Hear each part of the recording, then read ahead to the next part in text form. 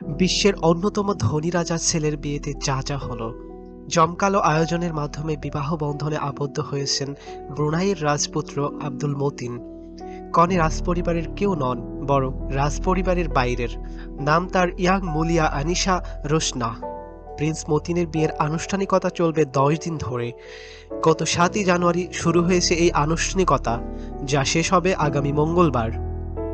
একসময় বিশ্বের সব থেকে ধনী ব্যক্তি ছিলেন ব্রুনাইয়ের সুলতান হাসান আল বলকিয়া। তিনিই বিশ্বের সর্বপ্রথম রাজত্বকারী রাজা। তার ছেলে প্রিন্স আব্দুল মতিন এশিয়ার মোস্ট এলিজেবল ব্যাচেলর। অবশেষে বিবাহ বন্ধনে আবদ্ধ হতে চলেছেন আব্দুল মতিন। রাজপুত্রর পাত্রী কে জানেন? একজন সাধারণ মেয়ে। বৃহস্পতিবার বুনেইর রাজধানীতে শেরি বেগাওয়ানের সোনার গম্বুজ বিশিষ্ট এক মসজিদের ভেতরে 32 বছর বয়সী যুবরাজ এবং 29 বছর বয়সী মুলিয়া আনিশা রোশনা বিবাহ বন্ধনে আবদ্ধ হবে। 10 দিন ধরে চলছে বিয়ের অনুষ্ঠান। রাজকীয় বিবাহ অনুষ্ঠান 1788 কক্ষের এক প্রাসাদে জমকালোভাবে হচ্ছে। কয়েকদিন ধরে নানা অনুষ্ঠানের পর এক শোভাযাত্রার মাধ্যমে চূড়ান্ত পর্যায়ে পৌঁছেছে। অতিথিদের তালিকায় আন্তর্জাতিক রাজপরিবার ও রাজনৈতিক নেতারা রয়েছেন।